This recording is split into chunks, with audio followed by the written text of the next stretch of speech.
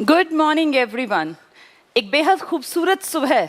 त्योहार आप लोग मना चुके हैं, अब सावन का महीना भी खत्म हो गया और रक्षाबंधन का त्योहार भी कल बीत गया। उम्मीद करती हूँ सभी लोगों का त्योहार बहुत अच्छा गया होगा और अब एक नए जोश, एक नई उमंग के साथ हम लोग पढ़ना स्टार्ट करेंगे, क्योंकि इसी दौरान आपने देखा दिल्ली पुलिस की बड़े स्तर पे वैकेंसीज, फॉर्म्स भी आ गए और बहुत सारे लोगों ने फिल भी कर दिए। अब ज़रूरत है कि हम जम के पढ़ना स्टार्ट कर दें। आज मुझे बता रही थी टेक्निकल टीम की सुबह से मैसेजेस आ रहे हैं। पहली चीज तो ये कि जितने भी लोग जुड़े हुए हैं उन सब के लिए ये मैसेज है, अब से आपके 2 बैचेस चलेंगे, बैच ए और बैच बी। हम इनका नाम वैसे ही बता रही हूँ ताकि तुम्हें समझ में आ जाए। एक बैच ए, एक बैच बी, इनमें अंतर क्या है? ये ए बैच वाले वो स्टूडेंट्स हैं जो हमारे पास पहले से पढ़ रहे हैं, लेकिन अब ये दिल्ली पुलिस के फॉर्म भी फिल करेंगे। तो ओल्ड स्टूडेंट्स जिनका एडमिशन हमारी स्टार्टिंग जब हमने ऐप लॉन्च किया मई में, तब से भी तो बहुत सारे बच्चे, हजारों बच्चे जुड़े हुए हैं ना, उन स्टूडेंट्स को भी फॉर्म भरना है। तो वो दिल्ली पुलिस का स्पेशल क्यों नहीं पढ़ेंगे, सब कुछ पढ़ना पड़ेगा। तो ओल्ड स्टूडेंट्स का काफी सारा सिलेबस, क्योंकि वो मई में हमारे साथ आ गए थे, मई, जून, जुलाई, ये 3 महीने पूरा वो जम के पढ़े हैं। और सभी लोग पुराने जानते हैं कि घंटों घंटों हमने बिल्कुल डिटेल से पढ़ाई की है। एक एक चीज को हमने जानबूझ के इतना डिटेल से पढ़ा कि कभी भविष्य में जब एग्जाम होगा तो हमें दिक्कत ना आए। तो इनके 3 महीने जो है, अब ये स्पेशल बैच भी चाहते हैं, हमें कोई दिक्कत नहीं है। इनफैक्ट अच्छी बात है कि आप पुराने जुड़े हुए हैं और अब दिल्ली पुलिस के स्पेशल बैच में भी आप लोग ऐड हो गए। कोई इसका चार्ज नहीं है, उसी फी में आप सब लोगों को वो सुविधा एक्स्ट्रा में मिलेगी। अब जो बैच ए है, इसका सिलेबस बहुत सारा तो पूरा हो चुका। लगातार 3 महीने कोई बच्चा अगर 5-5, 6-6 घंटे पढ़ेगा तो बहुत सारा सिलेबस हो गया, लेकिन बहुत कुछ बाकी है। अभी बहुत सारा कुछ बाकी था। जैसे मैं अपने एग्जाम्पल अगर दूं अपने सब्जेक्ट से, तो मैंने हिस्ट्री का एक पार्ट पूरा डिटेल से कराया था, एंशिएंट हिस्ट्री, जिसमें कहानी, किस्से, सब कुछ बहुत बेहतरीन तरीके से धीरे धीरे कि भाई बच्चों की समझ बनती रहे। मैंने आपके सेल्फ मेड नोट्स भी तैयार करवाए थे। हम मिडिएवल इंडिया पढ़ रहे थे और हमने गुलाम वंश, तुगलक वंश, खिलजी वंश, फिरोज शाह तुगलक, अगर तुम्हें याद हो, लास्ट क्लास में हमने स्टार्ट कर दिया था। और उसकी कुछ चीजें कि भाई क्या समस्याएं आई, उसने क्या कुछ किया, इतना पढ़ लिया था। इस बैच को हम उसी स्पीड से चलाएंगे। इसमें हम कोई अफरा तफरी नहीं मचाएंगे, बिल्कुल स्लो जैसे चल रहा था वैसे ही चलेगा। क्योंकि इनका टारगेट 4 महीने बाद का पेपर सिर्फ नहीं है वो भी, वो इसमें अचीव करेंगे। लेकिन इस बैच को चलाने का हमारा टारगेट था कि 1 ईयर में बच्चा इस लायक बन जाए कि कभी भी कहीं भी कोई भी एग्जाम हो वो 1-2 मार्क्स से या पॉइंट से ना रहे, बल्कि वो टॉपर्स में आए। और उसके लिए तो धीरे धीरे धीरे, जैसे होता है ना कि मध्यम या कम आंच पे पकने वाली चीजें टेस्टी बनती हैं। आप कभी भी पकौड़े आप देखते हैं, अगर बहुत तेज आंच पे बना दिए जाएं तो वो बाहर से जल जाते हैं, अंदर से कच्चे रह जाते हैं। यही दिक्कत होती है पढ़ाई के साथ।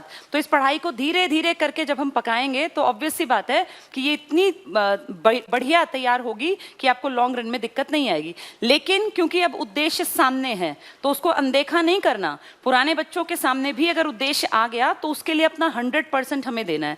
तो इसमें 2 बैचेस हम लोग सोच रहे हैं चलाने के लिए। एक तो ऑलरेडी चल रहा है, एक हम लोग दिल्ली पुलिस को टारगेट करेंगे क्योंकि टाइम है कम और सिलेबस है ज्यादा। इनको भी सेम चीजें पढ़नी है, पर अब इनके पास इतना टाइम नहीं है बी बैच के पास, क्योंकि आज से ही स्टार्ट हो रहा है कि हम इल्तुतमिश को उठा लें और 3 दिन पढ़ें। नहीं, इस बैच में स्पीड थोड़ी सी ज्यादा रखनी पड़ेगी और टू द पॉइंट पढ़ाने की कोशिश हर टीचर करेगा।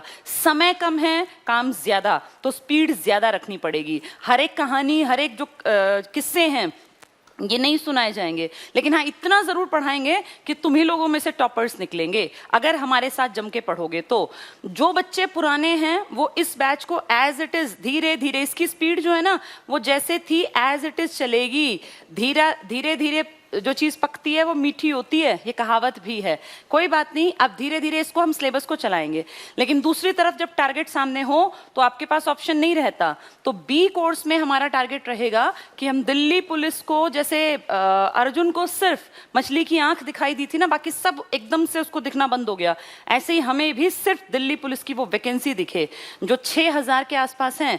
और हो सकता है इस वैकेंसी के बाद अगले 4-5 साल वैकेंसी ना आए। आप सब लोग जानते हैं देश की हालत क्या है। खस्ता हालत में सरकार ने अपने कामों को कुछ हद तक ये मान लीजिए छिपाने के लिए मान लो, या लोगों के मन में नेगेटिविटी ना आए, तो इसलिए देखो हर तरफ नौकरियां नौकरियां नौकरियां निकाली हैं। चाहे हरियाणा पुलिस की बात कर लें, पीछे निकली थी, चाहे राजस्थान की यूपीएसआई की बात कर लो, लगातार वैकेंसी आ रही है। अगर आप नोटिस कर पा रहे हैं, नॉर्थ ईस्ट के स्टेट्स में भी वैकेंसी आ रही है, तो अच्छी बात है, हमें तो फायदा है। और कंपटीशन बेशक बढ़ जाए, वैकेंसी कभी आनी खत्म नहीं होंगी। हाँ, ऐसा हो सकता है कि अगले 5-6 साल तक वैकेंसी ना आए, तो इसको अपना लास्ट चांस मान के उतनी ताकत लगा दो, उतना अपने आप को झोंक दो कि 1% चांस भी ना रहे कि आपका सिलेक्शन नहीं हुआ।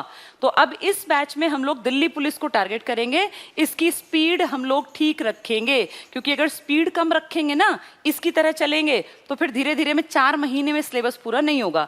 इस 3 महीनों जो बैठ के हम पढ़ चुके ना, पूरा मई जून जुलाई, हिस्ट्री भी पूरा नहीं हुआ था हमारा, आधा हिस्ट्री हुआ है। मेडिएवल मिड में है, मेडिएवल का आधा पार्ट बचा है और मॉडर्न बचा है, यानी इसमें तो 6 महीने में हिस्ट्री पूरी होगी। उसकी स्पीड से नहीं चल सकते, हम इसमें स्पीड रखेंगे। और अगर हमारे पास सिर्फ अगस्त, सितंबर, अक्टूबर और नवंबर है, तो 1 महीने के अंदर हिस्ट्री पूरी होगी, 1 महीने में पॉलिटिकल साइंस पूरी होगी, 1 में स्टैटिक जीके पूरा होगा, और लास्ट का 1 महीना जो मेन करंट होगा, करंट वैसे डेली भी चलेगा, लेकिन फिर फाइनली मैं कराऊंगी अपने आप, ताकि बच्चे कहीं से भी कमी महसूस ना करें और उन्हें कोई दिक्कत ना आए।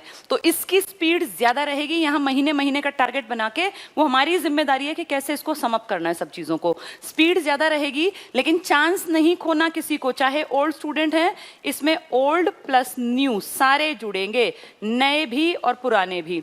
नयों की इच्छा है, आपकी श्रद्धा है, अगर आपको लगता है कि यार हमें ज्यादा पढ़ना है, तो आप इसके साथ साथ ये वाली सुविधा भी ले सकते हैं। कोई एक्स्ट्रा चार्ज नहीं है, जो आपने पे किया है 5,000 रुपए, उसमें ये दोनों बैचेस हैं, दोनों के लिए। लेकिन मैं ये कहूंगी कि एकदम से जो बच्चे नए जुड़े हैं आज ही, वो ज्यादा हीरो बनने के चक्कर में ऐसा ना हो कि 5-6 घंटे का ये पढ़ें, फिर 5-6 का ये, और फिर कल चकरा के क्लास ही ना लें। ऐसी ज्यादा समझदारी मत दिखाना। पहले अपनी बॉडी को, अपने दिमाग को एडजस्ट करना। 2-4 दिन सिर्फ इसको पढ़ना, जिनके एडमिशन आज कल परसों 2-3 दिन में हुए हैं। इसमें पढ़ने के बाद तुम्हें ना अपने आप फील होगा कि आदत सी बन गई शरीर को बैठने की और दिमाग को पढ़ने की। उसके बाद आप लोग 1 हफ्ते बाद आप जब धीरे धीरे फील करेंगे ना कि हाँ हम यूज्ड टू हो गए, तब आपकी इच्छा रहेगी आप इसको और इसको दोनों को ले लो। मैं पर्सनल ये कहूंगी दोनों लेने में फायदा है, लेकिन एक पहले दिन नहीं, 1 हफ्ते पहले अपने शरीर को, दिमाग को ये यूज्ड टू बना लो कि पढ़ना क्या है, कैसे पढ़ना है। इसमें धीरे धीरे चीजें पढ़ाई जाएंगी, इसमें स्पीड रहेगी। इसका टारगेट रहेगा कोई भी गवर्नमेंट जॉब, इसका टारगेट रहेगा दिल्ली पुलिस। वहां सिलेबस आराम से भाई कहानी किस्सों के माध्यम से, यहाँ टू द पॉइंट। तो सबसे बड़ा अंतर एक तो स्पीड का है, ठीक है। नयों को भी दोनों बैच लेने की सुविधा है और पुरानों को भी दोनों बैच। नए अभी 1 हफ्ता मेरा लेक्चर तो कम से कम इसी में लेना, बी बैच में। जो पुराने हैं वो इसको भी ले सकते हैं, इसको भी। दिल्ली पुलिस के लिए परिमल सर ने एक शेड्यूल प्रैक्टिस का भी सेट किया है, जिसके बारे में वो खुद अब जुड़ेंगे और आपको बताएंगे, ठीक है। तो पहली चीज तो ये कंफ्यूजन दूर कर दो, दोनों बैचेस चलेंगे। आज से डीपी का स्पेशल बैच भी स्टार्ट है। कब से है, उसकी शेड्यूलिंग क्या है, इसके बारे में परिमल सर अभी साथ साथ ही यहाँ पे खड़े हुए हैं, आप लोगों को मैसेज कन्वे करेंगे, ठीक है। चलिए,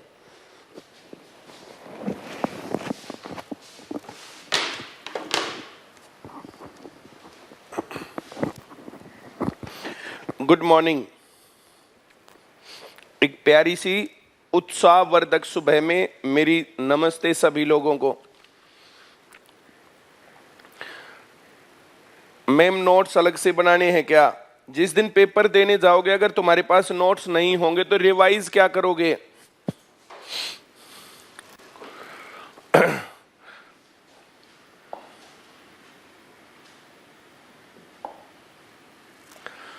दिल्ली पुलिस 2020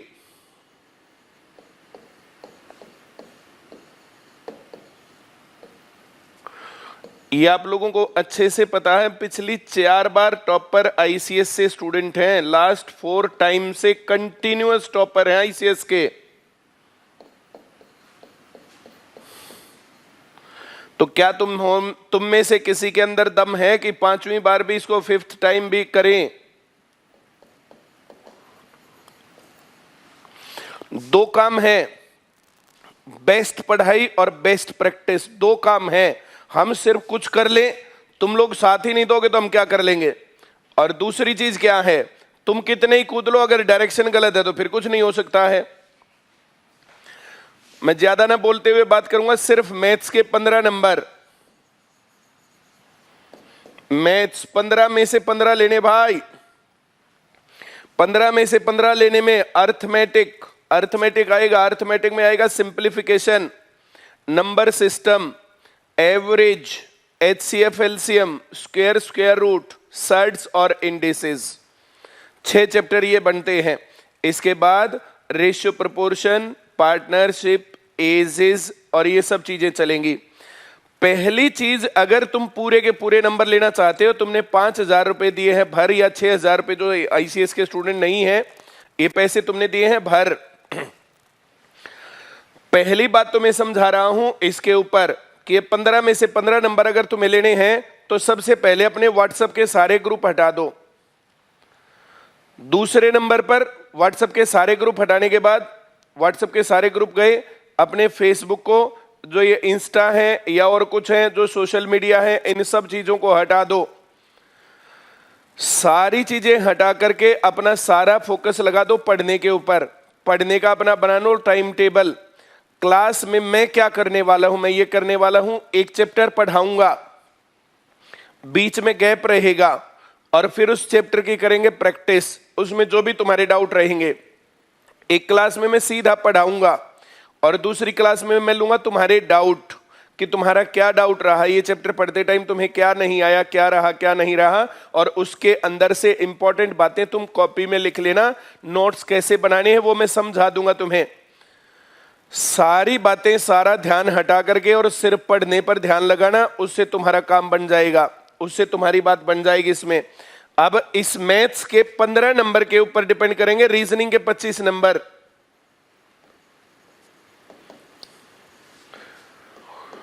रीजनिंग के 25 और मैथ्स के 15, ये 40 के 40 नंबर को टारगेट कर जाओ, तुम्हारा सिलेक्शन हो जाएगा। मैथ्स आया, नौकरी लगी, इस बात को हमेशा ध्यान रखना। बिल्कुल बेसिक से, चाहे छोटी बात, चाहे कोई बड़ी बात, चाहे कुछ भी है, जो बात तुम्हें ना आए, मैं अपना नंबर दूंगा, तुम मेरे से यहां बात करोगे, जैसे क्लास में पढ़ते थे वैसे ही क्लास में है। कुछ लोग जो क्या बोलते हैं, बोला पहले लोग बोलते थे, मैं बोलता था, मेरे बारे में मैसेज था, कुछ लोग कर रहे थे कि मोबाइल पर कैसे पढ़ सकते हैं। मैं बोलता था ऐसा।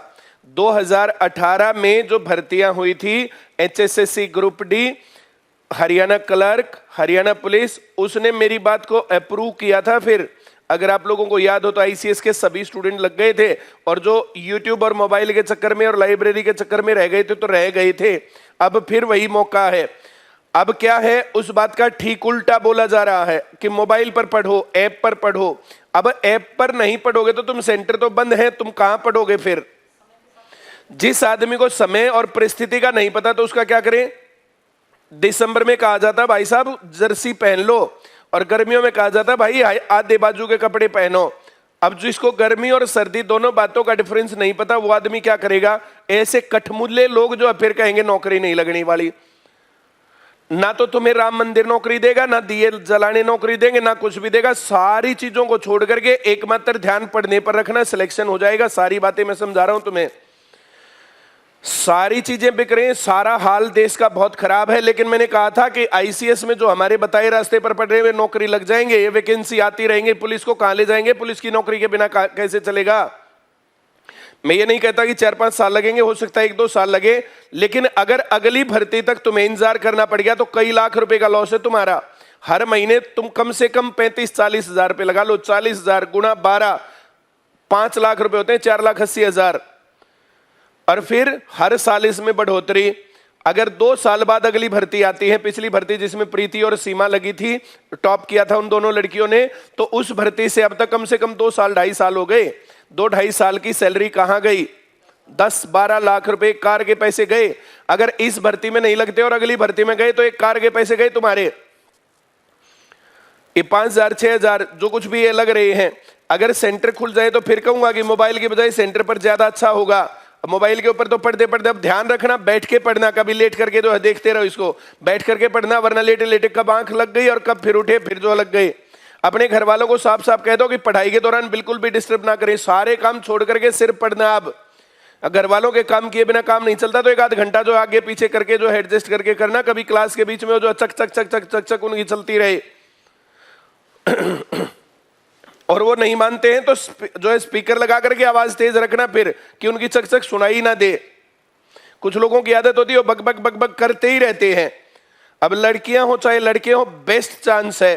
18 से 25 साल उम्र, पहली बार सुन रहा हूं, ये तुम्हारे लिए ही आ गई उम्र। 18 से 25 आज तक मैंने कभी नहीं सुनी दिल्ली पुलिस में एज। 18 से 21 हर जगह रहती थी, 23 भी एक दो बार थी, लेकिन 25 कभी नहीं। और फिर 3 साल की ओबीसी के लिए छूट है, 5 साल की SC/ST के लिए छूट है, मतलब 30 साल तक पुलिस में लग सकते हैं। बुजुर्ग करके लगा रहे हैं। चलो बहुत बढ़िया, बढ़िया चांस तुम लोगों को मिला है। बढ़िया तरीके से पढ़ेंगे, एक एक टॉपिक को चालू करेंगे, एक एक टॉपिक को पढ़ाएंगे। जो पुराना बैच चल रहा था IBPS को टारगेट करते हुए, वो बैच वैसे का वैसा चलेगा। अब मैं 3 क्लास डेली लेने वाला हूं तुम्हारी, एक उसको फोकस करके, एक इसको फोकस करके, और एक प्रैक्टिस। वो तुम्हारी चिंता नहीं है, जो मैं क्लास में पढ़ाऊं वो कर जाना, पूरे नंबर आएंगे, ये पूरे नंबर। ये सिलेक्शन है, कभी फिर बाद में कहो ये क्या हुआ। सभी चीजें, सभी टीचर्स पूरा ध्यान लगाएंगे, पूरी ताकत लगाएंगे। तुम्हारे पैसे लेकर के ऐसे नहीं कि हम खाली बैठे हैं। मार्केट में 1000 रुपए के भी, 500 रुपए के भी, 2000 रुपए के भी, 200 रुपए के भी अलग अलग प्रकार के कोर्स हैं। उन लोगों की ना कभी अपनी नौकरी लगी और ना वो तुम्हारी लगवा सकते हैं। तुम्हें पता है हम लोग टॉपर क्यों देते हैं? क्योंकि हम लोग अपने आप टॉपर हैं, हमें पता है कैसे पढ़ना है। लोग फील क्या करते हैं, सारे काम सब कुछ छोड़ करके मात्र पढ़ाई, मात्र पढ़ाई, मात्र पढ़ाई ये करना, बस, इसके अलावा कुछ भी नहीं। यहां से आगे की क्लासेस देखनी, पुरानी रहने देना। यहां से आगे चलेंगे, हर रोज इतनी क्लास होने वाली है कि ये क्लास अगर तुम सही लेते गए तो काम चल जाएगा। एक क्लास रहेगी जिसमें अपना फोन सिर्फ उसके सामने रखे और फोन की सुनते जाना, और दूसरा टाइम रहेगा जब पढ़ाएंगे तो उसमें पेन और कॉपी। जब कहूं ना कि पेन कॉपी उठा लो, अब सीख लो, लिख लो, ऐसा करना, तब करना। और जब मैं कहूं ना कि सब कुछ एक तरफ रख के सिर्फ सुनो बातें, तो सिर्फ सुनना, जैसे बताया जाए वैसे पढ़ना। कभी फिर रह जाओगे जी ऐप भी लिया था और फिर रह गया। ऐप लेना सिलेक्शन नहीं है, ऐप लेने के बाद अब आगे पढ़ाई सिलेक्शन देगी। ये 5000 रुपए मंदिर पर जो है ना, श्री राम मंदिर पर जो भेंट नहीं है, 5100 रुपए की भेंट हो गई, ये भेंट नहीं है, इससे सिलेक्शन नहीं होगा। यहां से मेहनत करने का रास्ता स्टार्ट हो गया, जैसा बताएं वैसे पढ़ना। चलिए, और बातें मैं बीच में बताता रहूंगा। अभी मैंने ये सारी बातें बता दी हैं। 10 नंबर का कंप्यूटर है, सुनील सर करवाएंगे, मैडम जो है और सुनील सर अपना जीके का पोर्शन करवाएंगे। बढ़िया तरीके से पढ़ाइए, बेस्ट मौका है। बहुत बहुत शुभकामनाएं, सही तरीके से पढ़ो। इसके ऊपर ना रखना जो है कभी इसके ऊपर टक टक टक टक टक टक। 10 नंबर का कंप्यूटर आज से ही क्लास स्टार्ट है मेरे ख्याल से सुनील सर की, नहीं तो कल से हो जाएगी स्टार्ट। दिल्ली पुलिस का बैच सुबह करना है या शाम को करना है, ये और बताइए। सुबह इस टाइम या शाम को? सारा सिलेबस हम अपने आप पूरा करके देंगे। IBPS वालों का बेस बनेगा भाई, इसमें जो सीखेंगे तो कोई नुकसान नहीं होने वाला है। इसमें मैं बेस बनाऊंगा IBPS के, उसमें जो हायर लेवल चलेगा। मॉक टेस्ट लगातार चलेंगे, सब चीजें लगातार चलेंगी इसके अंदर, तुम्हें कहीं जाना थोड़ा ही है, हर रोज चलेगा। चैप्टर पढ़ाया टेस्ट आया, चैप्टर पढ़ाया टेस्ट आया, मिक्स टेस्ट आए, बहुत सारी चीजें मेहनत करने वाले हैं। पैसे लेकर के बैठ थोड़े ही जाएंगे कि 2 साल पुराना 1 साल पुराना जो है वो दे देंगे, रिकॉर्डेड सेशन देंगे। हर रोज तुम्हारी प्रोग्रेस को देख करके काम चलाएंगे। जल्दी से बताओ, मॉर्निंग में शाम को? कुछ लोग मॉर्निंग कह रहे हैं, कुछ शाम। शाम को के ज्यादा हैं। ये शाम को देख, सुबह का एक है, शाम को ज्यादा है। मैं रात को 8 से 10 बजे तक मैंने 2 क्लास ली, 8 से 9, फिर 9 से 10 पवन सर ने ली है। तो इसके अंदर पूरे चैप्टर की तसल्ली करके हर रोज आऊंगा, पूरे चैप्टर की तसल्ली करूंगा, फिर जाऊंगा। अपने हाथ में कॉपी पेन रखना, तुम्हारी स्पीड बढ़े। सवाल करना, जो हम क्वेश्चंस करेंगे, सवाल करना एक बात है और उसको 1 सेकंड में करना दूसरी बात है। तो प्रैक्टिस सेशन में हर एक आदमी जुड़े रहना।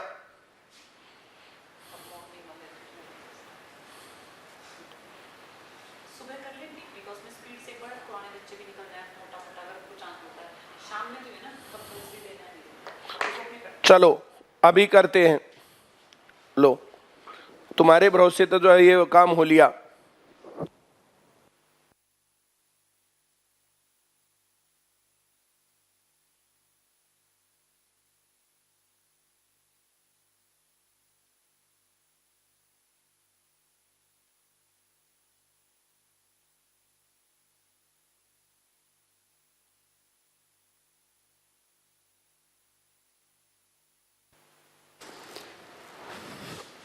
चलिए एक बार फिर से जुड़ते हैं। बहुत सारे मैसेजेस आ रहे हैं, अब वो मिक्सचर है मैसेजेस में। आधे कह रहे हैं सुबह, आधे कह रहे हैं शाम। ये प्रॉब्लम होती है कि अगर आपसे पूछा जाएगा तो अब आधे आधे लोग बटे हुए हैं, ना सुबह ना शाम, एक कोई चीज़ लिखी नहीं आ रही है। कोई बात नहीं, अभी उसको देख के और डिसीजन ले लेंगे। वैसे मुझे ऐसा लगता है कि सुबह जो है ना डीपी वालों को पढ़ लेना चाहिए, इसीलिए क्योंकि उनको ज़रूरी नहीं है कि वो जनरल बैच भी पढ़ें जो पुराना चल रहा है, लेकिन जो पुराने बच्चे हैं उन्हें दिल्ली पुलिस भी पढ़ना है और उन्हें अपना बैच भी पढ़ना है। क्यों? क्योंकि दिल्ली पुलिस 4 महीने में ना एक बार दिमाग और आंखों में से सारी चीज़ों को गुजार देगा, लेकिन जो धीरे धीरे धीरे चीज़ें पढ़ाई जाएंगी वो भी साथ साथ पढ़नी है। दिल्ली पुलिस वाले इस हफ्ते तो ना लें वो वाला बैच, बेशक अगले हफ्ते से दोनों बैचेस वो भी चाहें तो ले लें, जैसा उन्हें ठीक लगे। उनका दिल दिमाग अगर उन्हें लगता है कि हाँ हम सीख पा रहे हैं, हम इतना टाइम दे पा रहे हैं तो वेल एंड गुड, लेकिन अगर लगता है नहीं हिसाब बनेगा तो बेशक वो लोग जो पुराना बैच है उसको ज्वाइन ना करें। मैं क्या अंतर रखूंगी, अभी पुराने बैच में, ओल्ड बैच में जो मैं पढ़ा रही थी वो हिस्ट्री था। अब वापस से हिस्ट्री रिपीट करने में हिस्ट्री कराना है मुझे, लेकिन न्यू बैच में अभी मैं हिस्ट्री नहीं कराऊंगी। न्यू बैच में मैं स्टार्ट करूंगी पॉलिटिकल साइंस। इससे क्या फायदा होगा, जो लोग पुराने पढ़ रहे हैं उनको हिस्ट्री के साथ साथ साथ में इकट्ठे पैरेलल पॉलिटिकल साइंस की भी तैयारी हो जाएगी। जो नए आए हैं उन्हें इससे कोई फर्क नहीं पड़ता कि पहले क्या पढ़ा है, क्योंकि उनका हिस्ट्री का नंबर भी आएगा। तो डबल फायदा होगा, एक टाइम पे हिस्ट्री हो जाएगी, एक टाइम पे पॉलिटिकल साइंस।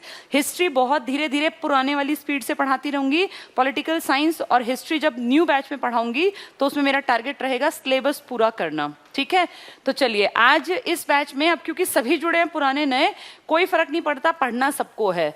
तो अब पुरानों की हिस्ट्री बीच में थी तो उसको जो है मैं आज जो एक नया टॉपिक इंट्रोड्यूस कर देती हूँ पॉलिटिकल साइंस का, फिर पुराने बैच में एज इट इज हिस्ट्री पढ़ाती चलूंगी। ठीक है, ये इसलिए कर रही हूँ क्योंकि जो लोग नए जुड़े हैं अब उन्हें फिरोज शाह तुगलक समझ में नहीं आएगा। हम फिरोज शाह तुगलक को भी आधा पढ़ चुके थे, तो अब जो जितने नए बच्चे हैं उन्हें लगेगा फिरोज शाह कौन था, कहाँ से आया, क्या किया उसने, तो बैकग्राउंड जब नहीं है तो उसको समझने में दिक्कत रहेगी। इसीलिए जो लोग आज जुड़े हुए हैं, आज फाइनल डिसीजन लेके मैसेजेस के थ्रू और परिमल सर डिसाइड कर लेंगे कि सुबह का बैच रहेगा डीपी स्पेशल या दोपहर वाला। ठीक है, तो अब ये जब तक कंफ्यूजन है तो सब लोगों के लिए फायदेमंद है ये क्लास जो पढ़ाने जा रही हूँ, पॉलिटिकल साइंस। पॉलिटिकल साइंस मैंने अब तक स्टार्ट नहीं किया था, इसके ऊपर पढ़ते हैं, जानते हैं क्या है पॉलिटिकल साइंस। पुराना भी पढ़ाऊंगे, बाधे वरना लिखना में मैम पुराना का पढ़ाओ, अपने आप पढ़ा दूंगी, तुम्हारी टेंशन नहीं है। आज सब लोग इकट्ठे हैं तो इसलिए नया टॉपिक इंट्रोड्यूस कर रही हूँ। पॉलिटिकल साइंस का मतलब है राजनीतिक शास्त्र, राजनीतिक विज्ञान। विज्ञान क्या होता है, जिसपे आप तर्क कर सकते हैं, और शास्त्र होते हैं वो नियम, वो कायदे जिनके आप तर्क नहीं दे सकते कि भाई लिखा है तो ऐसा करना है। जैसे हमारे घर परिवार में है ना कि भाई 15 साल 18 साल तक बच्चों को माँ बाप के अकॉर्डिंग काम करना है, तो ये घर का एक शास्त्र है, नियम है, जैसा वो कहेंगे वैसा आपको करना है। लेकिन तर्क जो देते हैं ना, जिसमें कि एज के अनुसार आप तर्क देना सीख जाते हैं, आप कहते हैं नहीं हमारी मर्जी है, हम अपने लाइफ को अच्छा बनाएंगे, हम कुछ भी करेंगे, तो उसको हम कहते हैं विज्ञान। जो तार्किक आधार पर मापा जा सके वो विज्ञान है। पॉलिटिक्स को भी विज्ञान के साथ इसलिए जोड़ा गया क्योंकि पॉलिटिक्स पे भी बहस की जा सकती है कि ये सरकार ठीक कदम ले रही है या गलत, गलत है तो क्यों गलत है, ठीक है तो क्यों ठीक है, इसलिए इसको पॉलिटिकल साइंस कहा जाता है। हमने इंडिया में, अब आपको आज़ाद हुए आप लगा लीजिए 1947 से आज हम 2020 में जी रहे हैं, तो हमें कितना लंबा दौर हम लोगों ने आज़ादी के बाद देख लिया। इस आज़ादी के बाद के दौर में जो इतने सालों से ये दुनिया का सबसे बड़ा लोकतंत्र है भारत, जिसमें आप बैठे हैं, और वर्ल्ड की सबसे बड़ी दूसरी आबादी लेकर, चाइना के बाद हम ही तो हैं। चाइना को आप मैप में देखिए कितना बड़ा है, इंडिया मैप में इतना सा है, 7वां नंबर है हमारा। चाइना के परिप्रेक्ष्य में अगर आप अपने आप को मैप में देखते हैं तो आप फील करते हैं कि हमारे पास तो बहुत कम लैंड एरिया है, उसकी आबादी हमसे ज्यादा है, लेकिन उसके वहाँ पॉपुलेशन की डेंसिटी नहीं है, उसके वहाँ घनत्व नहीं है, लोग आराम से खुले में रहते हैं। हमारे यहाँ जनसंख्या का घनत्व ज्यादा है क्योंकि एरिया कम और आबादी ज्यादा। इतने बड़े देश को चलाने के लिए प्रॉपर एक सिस्टम की जरूरत है। बिना सिस्टम के इतना बड़ा देश कैसे चलेगा? अब ये सिस्टम अगर हम पुराना, अब जितने लोग जुड़े हुए हैं मैं इतना मानूंगी थोड़ा बहुत तुम्हें आता है, तुम अनपढ़ नहीं हो, तो जो आज ही जुड़े हैं या कल ही जुड़े हैं उनको ये एज्यूम करना पड़ेगा कि थोड़ा सा 8वीं 9वीं 10वीं की जो चीजें हैं वो मैं यहाँ स्पीड में कवर करूंगी। हर देश में कभी ना कभी इतिहास था, फिर उनका इतिहास प्रेजेंट में आ गया। जैसे हम अपनी बात करें, एक हमारा इतिहास था और एक आज हमारा वर्तमान है। तो इतिहास में पुराने टाइम में इंडिया की अगर बात करूं तो पहले छोटे छोटे से राजा थे, फिर थोड़ी थोड़ी प्रॉपर्टी बढ़ा के वो लोग महाराजा बने। जो स्टार्टिंग के लगभग 800 साल थे ना, अगर हम जीरो से एज्यूम करते हैं, भाई जीरो से स्टार्ट हुआ, एडी की बात कर रही हूँ, तो शुरू के स्टार्टिंग के 800 साल इंडिया में 3 धर्म मेन थे, एक हिंदू धर्म, एक बौद्ध धर्म और एक जैन धर्म। ये बौद्ध और जैन तो हमें पता है कि 2 आदमियों ने फेमस किए। बौद्ध धर्म महात्मा बुद्ध ने, जो एक राजा का बेटा था, क्षत्रिय कुल का आदमी था, लेकिन फिर वो ज्ञान बांटने लगा, उसको पहले खुद ज्ञान की प्राप्ति हुई, भगवान की तरह लोग उनको आज पूछते हैं, लेकिन वो कहते थे कि भगवान में विश्वास मत करो, कर्म में विश्वास करो। और दूसरे महावीर स्वामी, 24 तीर्थंकर हुए हैं जैन धर्म के, 23 ने भी काम किया, लेकिन फेमस ज्यादा जनता तक किया है महावीर स्वामी, 24वें तीर्थंकर ने। 2 धर्म ये थे, ईसा पूर्व से चले आ रहे थे। और तीसरा धर्म जिसका हमें पता ही नहीं कि कब आया, जिसको आप कहते हैं हिंदू धर्म है, इसी को सनातन धर्म भी कहते हैं। इसकी कहां से इसका ओरिजिन है किसी को नहीं पता। जैसे हमें पता है कि इस्लाम धर्म एक आदमी की देन है, बौद्ध धर्म एक आदमी की देन है, जैन धर्म एक आदमी की देन है, लेकिन इंडिया में सबसे ज्यादा जो प्रोमिनेंट फीचर है, जिसको हम कहते हैं हिंदुत्व या हिंदू धर्म, इसका किसी को नहीं पता। ये इतना पुराना है, ये सनातन धर्म इसलिए कहलाता है क्योंकि इसका कोई सोर्स ही हमें नहीं पता कि कब से चला आ रहा है, या किसी एक किस आदमी ने ये चलाया या किस भगवान ने चलाया। तो पहले 3 धर्म ही मेन प्रोमिनेंट फीचर में थे, लेकिन फिर 8वीं शताब्दी आते आते ये राजा महाराजा कमजोर पड़ने लगे और हमारे ऊपर विदेशी अटैक होने लगे। अटैक पहले भी होते थे, लेकिन ये इतने ताकतवर थे कि उनको बाहर खदेड़ के भगा देते थे। यानी इंडिया की बाउंड्री सेफ थी, पाकिस्तान अफगानिस्तान भी इंडिया ही थे तब। अफगानिस्तान का एक बड़ा हिस्सा इंडिया तक था, यानी इंडिया की सीमा वहां तक टच करती थी। अफगानिस्तान के आगे फिर ईरान इराक में अलग कम्युनिटी, चाइना में अलग कम्युनिटी। तो हमारे जो 8वीं शताब्दी के राजा थे ना, ये धीरे धीरे आपस में लड़ते लड़ते लड़ते फाइनली कमजोर हो गए और हिंदू धर्म जैन बौद्ध भी कमजोर होने लगा। फिर हमारे ऊपर एक नए धर्म के लोगों ने यहाँ इंडिया के ऊपर अटैक किया और वो नया धर्म था इस्लाम धर्म। यहीं से मुस्लिम कम्युनिटी का आगाज हुआ और कोई ना कोई ये मान के चलो कि भाई यहाँ कमी आ गई थी, तभी विदेशी ताकतें इंडिया में घुसी। पहले भी कोई कमी थी, तभी विदेशी आते थे यहाँ अटैक करने। और इसमें 8वीं शताब्दी 712 ईस्वी में हमारे ऊपर पहली बार एक इस्लाम धर्म को मानने वाले मोहम्मद बिन कासिम ने अटैक किया। महज 17 साल का वो लड़का था और फिर धीरे धीरे धीरे करके पूरे 1000 साल इंडिया 8वीं शताब्दी से 18वीं शताब्दी तक इस्लाम धर्म के ही मेन राजा, इनको राजा ना कह के ये लोग, जैसे हम हिंदी में राजा महाराजा, ऐसे इनके जो हेड थे वो पहले सुल्तान और फिर जब प्रॉपर्टी बहुत बढ़ गई तो वो बादशाह बन गए। जैसे आपने कभी नहीं पढ़ा होगा कि हुमायूं राजा, आपने पढ़ा हुमायूं बादशाह, अकबर बादशाह, औरंगजेब बादशाह। जैसे महाराजा थे ना बड़ी प्रॉपर्टी के मालिक, राजा से बहुत बड़े, ऐसे सुल्तान से बहुत बड़े थे बादशाह। सुल्तान सल्तनत संभालते थे और बादशाह पूरी बादशाहत थी, मतलब बहुत बड़ा एरिया। ये तुम्हें क्यों बता रही हूँ, क्योंकि इस टाइम तक सिस्टम रन करना इनके अपने हाथ में था। राजा का जैसा मन करेगा वैसे नियम बना देगा, जैसा महाराजा का मन करेगा वो नियम बना देगा। बादशाहों ने, सुल्तान, सब ने अपने सिस्टम बनाए और जिसका जो सिस्टम था उसी के हिसाब से जनता ढल जाती थी। जैसे एक राजा ने नियम बनाया कि मेरी टेरिटरी में कोई भी गलत नहीं तोलेगा। बाजार पे नियंत्रण के लिए अलाउद्दीन खिलजी, अगर कोई गलत तोलता पाया गया तो उसके शरीर से मांस निकाल लिया जाएगा जितना वो कम तोलेगा। तो ये थोड़ी कि ह्यूमन राइट्स वाले आ गए कि कैसे तुमने उंगली काट ली, ऐसा नहीं था। राजा की मर्जी नियम थे, राजा की मर्जी कानून थे।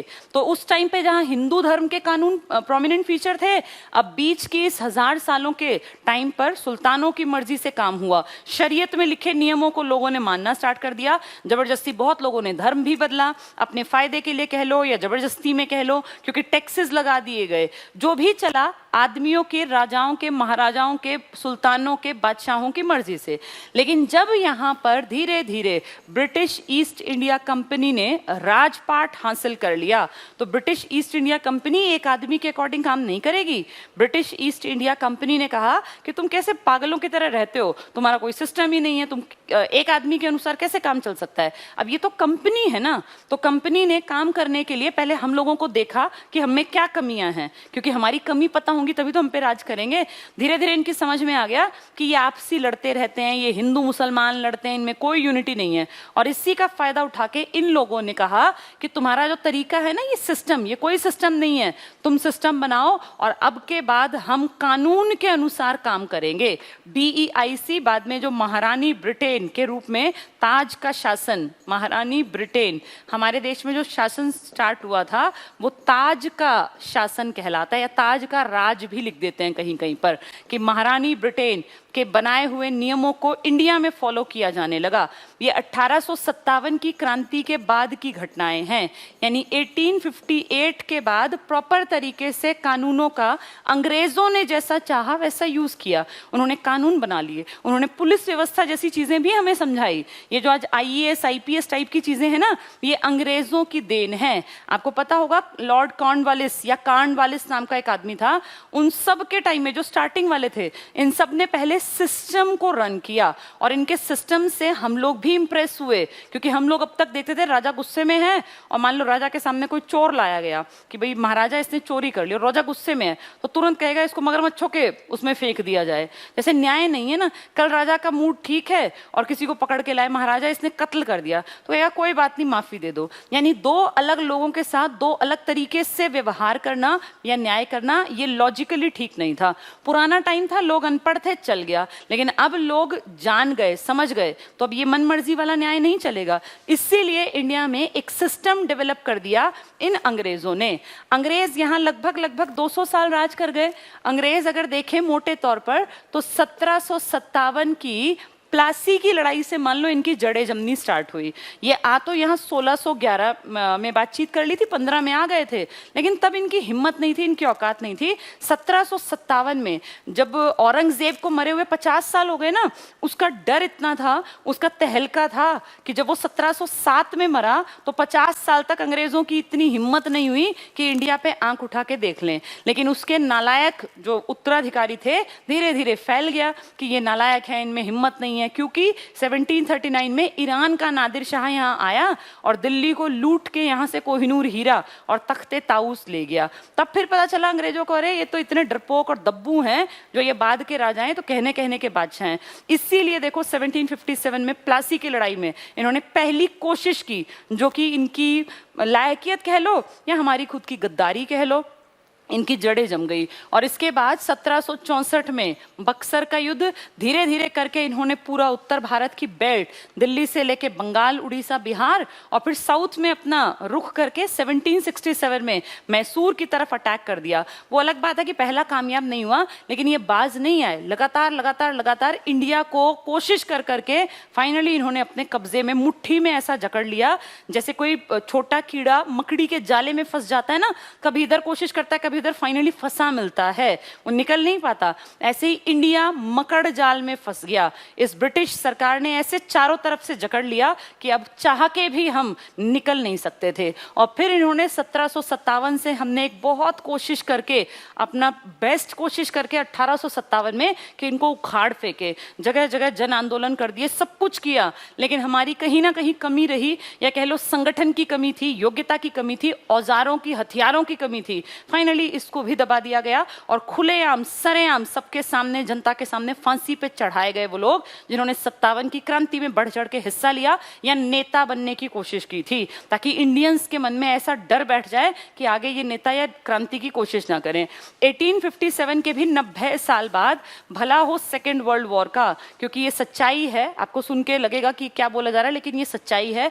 अगर सेकेंड वर्ल्ड वॉर नहीं होता तो इंडिया की आजादी हो सकता है 20, 30, 40 साल और पकड़ती, क्योंकि इंडिया में ऐसा क्या था कि इंडिया आजाद हो जाए। इंडिया के सारे क्रांतिकारी खत्म किए जा चुके थे, उनको बिल्कुल बुरी तरह से कुचल डाला था अंग्रेजी सरकार ने। अगर अभी भी किसी को ऐसा लगता है इतना पढ़ने लिखने के बाद भी कि गांधी जी के कारण अंग्रेज यहां से चले गए, तो वो सबसे बड़ी मूर्खता है, सबसे बड़े अंधकार में है वो इंसान। गांधी जी के कारण अगर जाना होता ना तो 22 में चले जाते, चौरा चौरी के टाइम पर। गांधी जी के कारण अगर जाना होता तो 1930 के सविनय अवज्ञा में चले जाते, जब वो नमक बना के आए थे। अगर गांधी जी में इतनी ताकत होती तो 42 में चले जाते, भारत छोड़ो। भाई क्यों बैठे रहे यहाँ? और फिर गांधी जी ने 42 के बाद तो कोई आंदोलन भी नहीं चलाया, फिर क्यों गए अंग्रेज? असलियत ये है कि अंग्रेजों की ताकत खत्म हो गई, उनकी औकात इतनी नहीं बची। सेकेंड वर्ल्ड वॉर में सब कुछ खत्म हो गया, खोखली हो गई हर विदेशी सरकार, चाहे वो फ्रांस था, चाहे वो ब्रिटेन था, चाहे अमेरिका था। बेशक कहने को जीते, ABCRF का ग्रुप जीता, लेकिन 7 सालों ने तोड़कर रख दिया इनकी अर्थव्यवस्था को। इनकी रीढ़ की हड्डी पर मार थी। और कितने ही बाहर से ये सुपरफिशियली हीरो बनते हों, लेकिन सेकेंड वर्ल्ड वॉर में इनकी औकात असली ये थी कि अब ये किसी को भी अपने अधीन रख नहीं सकते थे जो क्रांति करने के रास्ते पर थे या जहां की जनता जागरूक थी। और अब इंडियंस जागरूक हो चुके थे। 1947 इनकी अपनी कमजोरी के कारण हमें आजाद करना इनके लिए जरूरी था। अगर ये यहाँ लंबे टिकते तो अब हम लोग इनके खिलाफ, महात्मा गांधी भी कोई ना कोई आंदोलन छिड़वाते और फिर बेइज्जती होकर अंग्रेजों को यहाँ से भागना पड़ता। ये बहुत चालाक थे। जब इन्होंने देखा कि इनकी औकात यहाँ रुकने की नहीं रह गई तो इन्होंने 45 में कह दिया, सेकेंड वर्ल्ड वॉर के बाद ही, कि हम इंडिया को 3 सालों में आजाद कर देंगे। क्योंकि अब इनके पास उतनी फौज, उतना पैसा कुछ नहीं बचा था कि ये इंडिया को अपने वश में कर सकते। और फिर कुछ मदन लाल ढींगरा जैसे लोग, या अपने जो ये जिन्होंने जनरल ओ डायर को, माइकल ओ डायर को मारा था, अपने उधम सिंह जी जैसे लोग, या चंद्रशेखर आजाद जैसे लोग, या भगत सिंह जैसे लोग, या नौजवान भारत जैसी सभाएं, ये सब भी कहीं ना कहीं मन में तो काम कर ही रही थी ना। अब सब जानते थे कि सेकेंड वर्ल्ड वॉर में खस्ता हालत है अंग्रेजी सरकार की। इस सिस्टम को उखाड़ फेंकना बेहद आसान था। ठीक है, चले गए वो अपने आप, लेकिन उनसे एक अच्छी चीज जो हमें सीखने को मिली वो ये कि किसी भी देश को चलाने के लिए एक सिस्टम की आवश्यकता है। अब ये सिस्टम कौन सा रखें? हम आज भी, आप अच्छी तरह जानते होंगे, अंग्रेजी जो सरकार के नियम थे ना, लगभग उन्हीं नियमों को हम आज तक चला रहे हैं। अंग्रेजों ने बहुत सारे अच्छे काम भी किए, नो डाउट, चाहे अपने फायदे के लिए किए। अब हम कहते हैं अंग्रेजों ने ट्रेन चलाई, अपने फायदे के लिए चलाई, ताकि जरूरत पड़ने पे सेना को ढोके एक जगह से दूसरी जगह तुरंत पहुंचा दे। हम कहीं क्रांति की कोशिश करें तो वहां भर भर के रेलों में रसद और हथियार और सैनिकों को भेज दें। मान लिया अपने विकास के लिए किया, पर फाइनली उसका फायदा हमें भी मिला। उनके जाने के बाद हमें सिस्टम बनाने की समझ आ गई। हमने देख लिया कि कैसे व्यवस्था चलनी चाहिए। भाई अंग्रेज ही क्यों दुनिया पे राज कर पाए? छोटा सा मुट्ठी भर लोगों को लेके जो बैठा है देश, उसमें ऐसी कौन सी लायकियत है? और क्या कमी रही हमारे बादशाहों में, जिनकी बादशाहत के चर्चे दुनिया में थे, जिनको दुनिया से लूटने लोग आते थे, ये सोच के कि इंडिया सोने की चिड़िया है, यहाँ चले जाओ, एक बार में अटैक करके इतना ले आओगे कि तुम्हारे भिखारी देश भी अमीर बन सकते हैं। इनके इतने बड़े नाम के बावजूद अंग्रेज यहाँ आके रच बस गए, कारण उनका सिस्टम स्ट्रांग था। 1.5 लाख अंग्रेजों ने 30-40 करोड़ भारतीयों को इतने सालों तक दबाए रखा। अगर भारतीय बिना हथियारों के भी अटैक करते ना तो अंग्रेजों की औकात नहीं थी। 1.5 लाख आदमी कितना होता है? 30-40 करोड़ आदमी कितना होता है? आप ये लगाओ, एक एक अंग्रेज के हिस्से में कितने कितने भारतीय उसको मार सकते थे। लेकिन वो डर, उनके सिस्टम की कहीं ना कहीं मजबूती हम लोगों को डराती थी कि ये ऐसा कर देंगे। उनके सिस्टम को ही हमने उनके जाने के बाद फॉलो किया। लेकिन अब ये कहूं कि प्रॉपर उन्हीं का सिस्टम, तो फिर तुम आजाद कैसे हो? इसीलिए अंग्रेजों ने जब ये फाइनली कह दिया सेकेंड वर्ल्ड वॉर के बाद कि इंडिया आजाद हो जाएगा, हम 3 साल में चले जाएंगे, तो उन्होंने एक अच्छा काम भी किया था और इंडिया में एक मिशन भेजा था जिसका नाम था कैबिनेट मिशन। इस कैबिनेट मिशन में 3 बहुत बड़े बड़े आदमी आए थे। इन तीनों आदमियों ने बैठ के हमारे गांधी, नेहरू, अंबेडकर, जो बड़े, तब तो गांधी जी जिंदा थे, सब बड़े बड़े लीडर्स के साथ, चाहे वो मदन मोहन मालवीय थे या आज़ाद थे, बड़े बड़े जितने लीडर्स आपने सुने हैं, पटेल हैं, इन सब, साउथ के लीडर्स भी थे, नॉर्थ के भी, पूरे देश के, इन सब के साथ बैठ के बातचीत की। बेसिकली कांग्रेस कह लीजिए, उस टाइम की कांग्रेस। और कहा कि अब हम लोग जाने वाले हैं, लेकिन हमारे जाते ही आपके देश में सिस्टम के बिना आप काम कर नहीं पाओगे, क्योंकि हमारी आबादी तब भी करोड़ों में ही थी। हमारी आबादी देश की आज़ादी के टाइम 40 करोड़ थी। आज आपको लगेगा 40 करोड़ क्या है, लेकिन तब 40 करोड़ दुनिया में आबादी नहीं थी। मतलब किसी देश में इतनी आबादी थी नहीं, तो उस हिसाब से देखें तो हम तब भी टॉपर्स में ही थे जैसे आज है आबादी के नाम पर। तो अंग्रेजों ने कहा, कैबिनेट मिशन ने हमें सुझाया कि भाई अब हम तो जाने वाले हैं, हमारे जाने से पहले अभी हमें जाने में टाइम लगेगा क्योंकि हमें समेटनी है चीजें, ऐसे थोड़ी एकदम उठ के भाग जाएंगे। अरबों रुपए का बिजनेस अगले तब भी कर रहे थे, तो ये सब चीजें जाएंगी ना, ट्रांसफर होंगी, सत्ता का हस्तांतरण होगा। तो सत्ता का हस्तांतरण, इंडिया एक्चुअल में आजाद नहीं है, ये सत्ता का हस्तांतरण है। तो कैबिनेट मिशन ने कहा कि हमारे जाते ही आप लोगों को दिक्कत ना आए तो आप हमारे रहते रहते एक संविधान सभा का गठन कर लो, कॉन्स्टिट्यूशनल असेंबली। इस संविधान सभा में आप अपनी मर्जी से जो आपको लगता है कि समझदार हैं, लायक हैं, आपके पूरे देश में लीडर्स हैं, उन लोगों को आप चुन के और एक प्लानिंग करके कि भाई एक सिस्टम से हम अपने कानूनों को बनाएंगे। और अंग्रेजों ने हमें गाइडेंस दी है, 200 साल से इन्हीं के अंडर हम रह रहे हैं। 1857 से 1947 तक महारानी ब्रिटेन के अधीन और 1757 से 1857 तक कंपनी के राज के अधीन। तो 200 साल से जो देश में सिस्टम चल रहा है, लोगों को उसकी आदत पड़ी हुई है, इसलिए बहुत कुछ तो हम अंग्रेजों से ही देख लेंगे, उन्हीं से सीख लेंगे। और अच्छाई किसी से भी लेने में कोई बुराई नहीं है, चाहे वो आपका दुश्मन था, वो आपको कभी ना कभी परेशान करता था, लेकिन अगर उसमें भी कोई गुण था तो उसकी अच्छाई को आप हमेशा ले सकते हैं। तो संविधान सभा में इन्होंने कहा अपनी मर्जी से आप अपने देश के बेस्ट लीडर्स को चुनिए और फिर अपने देश के लिए कॉन्स्टिट्यूशन लिख लीजिए, जिससे कि आपके देश को सिस्टम को चलाने में दिक्कत ना आए।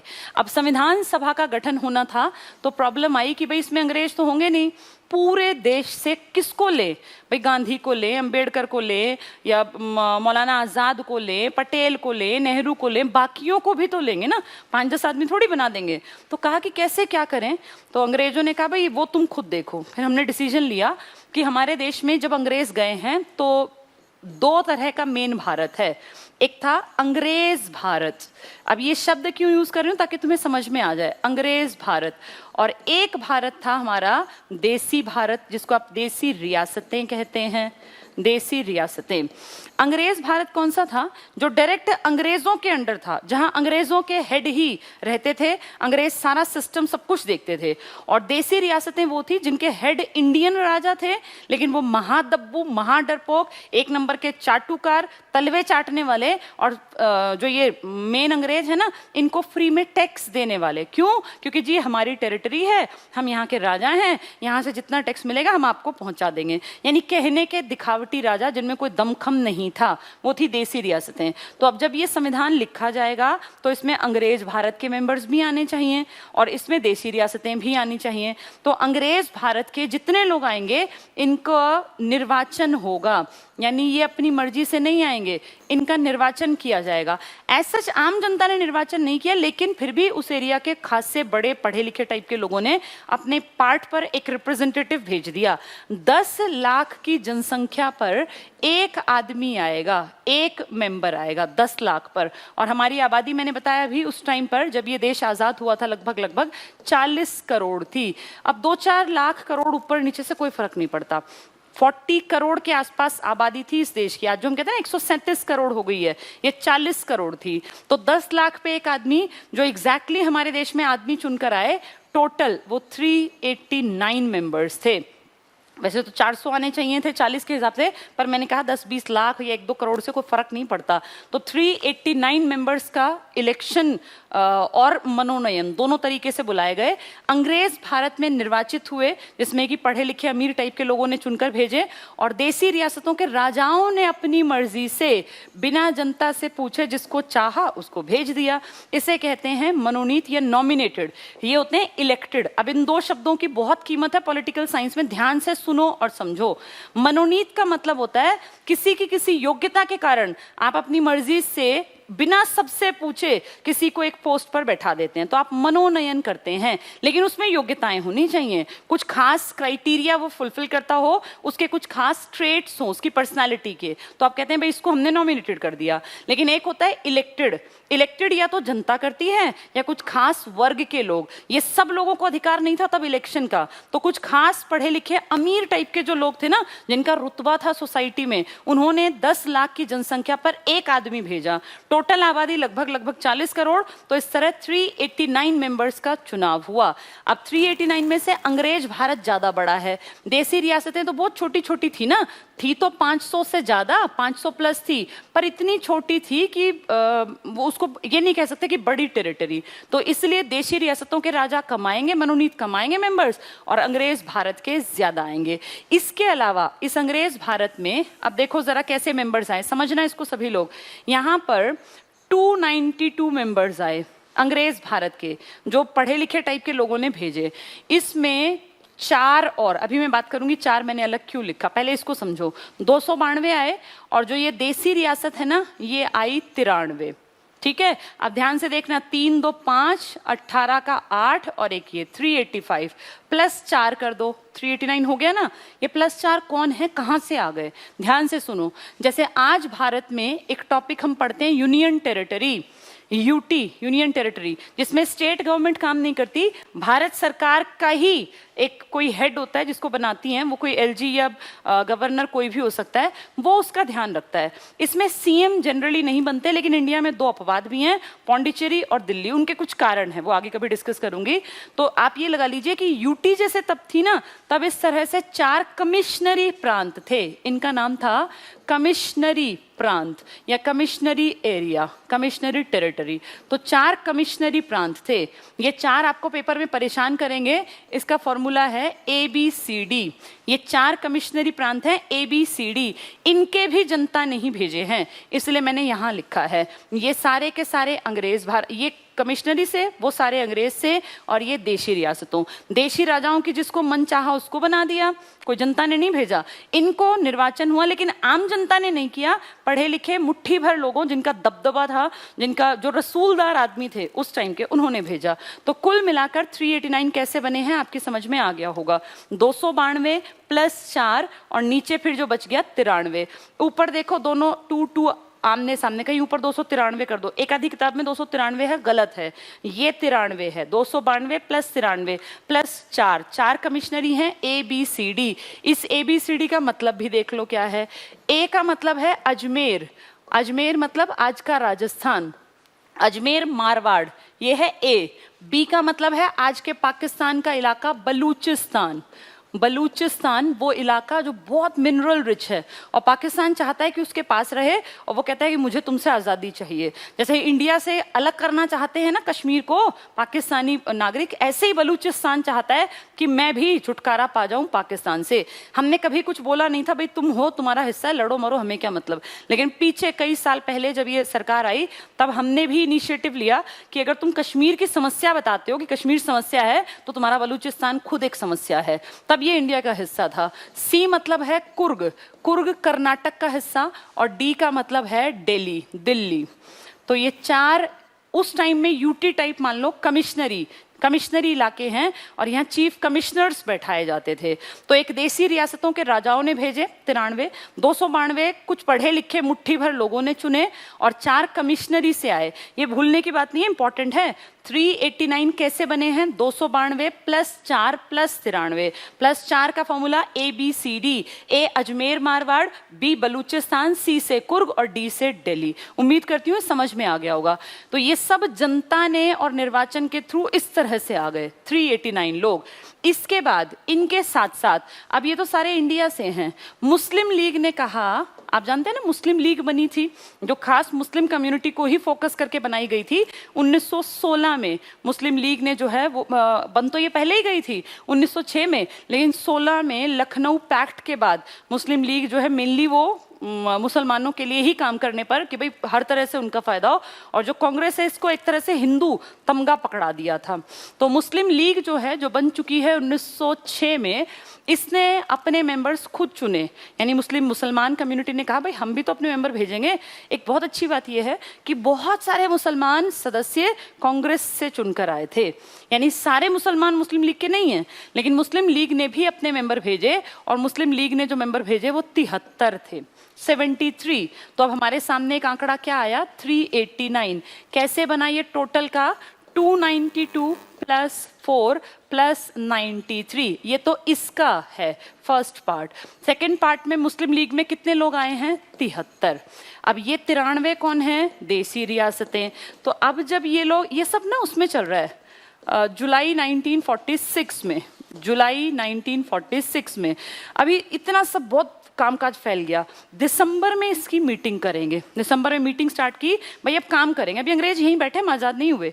तो दिसंबर में 9 दिसंबर को फर्स्ट मीटिंग इसकी सेंट्रल हॉल दिल्ली में, जो अंग्रेजों की बनाई बिल्डिंग है एक बहुत सुंदर, जिसको आप कहते हैं भारत का लोकतंत्र का हृदय स्थल है, जिसको आप कह देते हैं संसद भवन। यहाँ के कक्ष में हम लोग जाके बैठे, ये चुने हुए मेंबर्स भी और मनोनीत भी, यहाँ सब पहुंचे। टोटल मिलाकर यहाँ मेंबर्स आए, जैसे इसकी बात करूं अगर मैं, तो 207 मेंबर्स पहुंचे, टोटल 207। अभी मैंने लिखा 389 तो मेंबर्स थे और 73 जो हैं ये कौन थे? ये मुस्लिम लीग वाले थे। तो मुस्लिम लीग पूरी तरह से बायकॉट कर दी, गया ही नहीं, एक भी आदमी नहीं गया। और देशी रियासतों ने भी बायकॉट कर दिया, ये नहीं पहुंचे। तो टोटल जो लोग पहुंचने चाहिए थे 292 प्लस 4, उनमें से भी जो है थोड़े से नहीं पहुंचे, बहुत सारे नहीं गए। तो कुल मिलाकर प्रेजेंट जो हुए वो 207 मेंबर थे। पेपर में आएंगी ये बातें जो बता रही हूँ, अभी सिर्फ आंकड़े सुन लो, एकदम से याद नहीं होते। तो हमें पता होना चाहिए 389, 73। और इसमें हम लोगों ने क्या देखा, कितने लोग नहीं आए? मुस्लिम लीग वाले नहीं आए। अंबेडकर जी ने, तब चर्चिल ने मजाक उड़ाया था, अंबेडकर जी की बात इससे आगे बताऊंगी। चर्चिल ने कहा था कि ये जो भारत ने संविधान सभा बनाई है ना, ये एक ऐसी शादी है जिसकी दुल्हन गायब है। क्योंकि इंडिया में जितना इंपॉर्टेंट हिंदू धर्म था, उतनी ही इंपॉर्टेंस अब इस्लाम धर्म की भी थी। भाई इस्लाम धर्म की मुस्लिम लीग भी तो इंपॉर्टेंट थी। तो चर्चिल ने मजाक उड़ाते हुए कहा था कि पहली मीटिंग तो तुमने कर ली, लेकिन इसमें 207 आदमी आए और मुस्लिम लीग का एक भी नहीं आया। 9 दिसंबर की घटना है ये। इस दिन हम लोगों ने, एक बड़ी भीड़ होती है, 207 आदमी बहुत होते हैं, औरतें भी थी। हाँ, औरतों का जिक्र आया तो सुन लो। टोटल 15 महिलाएं थी, इस पूरी संख्या में महिलाएं सिर्फ 15 थी। इनमें से 9 प्रेजेंट हुई थी पहले दिन, 9 प्रेजेंट थी। तो टोटल महिलाएं पूछे तो 15, पर पहली मीटिंग में जिसमें 207 गए उसमें कितनी महिलाएं थी? 9। और इनमें सिर्फ एक मुस्लिम महिला, बेगम अय्याज रसूल उनका नाम था, जो पहुंची थी। तो एकमात्र मुस्लिम महिला, इनका नाम है बेगम अय्याज रसूल। ये मैं लिखवा दूंगी बाद में, अभी सिर्फ सुन के कोशिश करो कि समझ में आ जाए। तो 9 तारीख को 207 सदस्य पहुंचते हैं और फर्स्ट मीटिंग का एंड हो जाता है। ये इस दिन कहते हैं भाई अपना एक हेड बना लेते हैं। तो एक बहुत ज्यादा, सबसे ज्यादा एज्ड आदमी थे, जिनका नाम था डॉक्टर सच्चिदानंद सिन्हा, सच्चिदानंद सिन्हा। इनको बना दिया जाता है कि भाई ये हमारे संविधान सभा के अध्यक्ष हैं, लेकिन कार्यवाहक हैं, बस काम संभालेंगे, अभी परमानेंट नहीं बनाया। भाई एक दिन में आए, तुरंत से देखा सबसे उम्रदराज, सबसे जो बड़ी उम्र के हैं वो कौन? तो डॉक्टर सच्चिदानंद सिन्हा। ये क्यों बनाए गए? क्योंकि इनकी एज ज्यादा है, एज के कारण। लेकिन इनकी तबीयत बिगड़ गई और तबीयत बिगड़ के ये हॉस्पिटलाइज्ड हो गए। अब एक आदमी के लिए संविधान सभा काम नहीं रोकेगी, चाहे कोई जिए चाहे कुछ भी हो। तो इसीलिए तुरंत से अगले एक दिन के बाद 11 दिसंबर को वापस से सब इकट्ठे हुए और कहा कि इस बार कोई ऐसा अध्यक्ष बनाओ जो लंबा टिके और काम कर पाए। ये तो एज के कारण बना लिए थे, अब ये बीमार हो गए अगले दिन।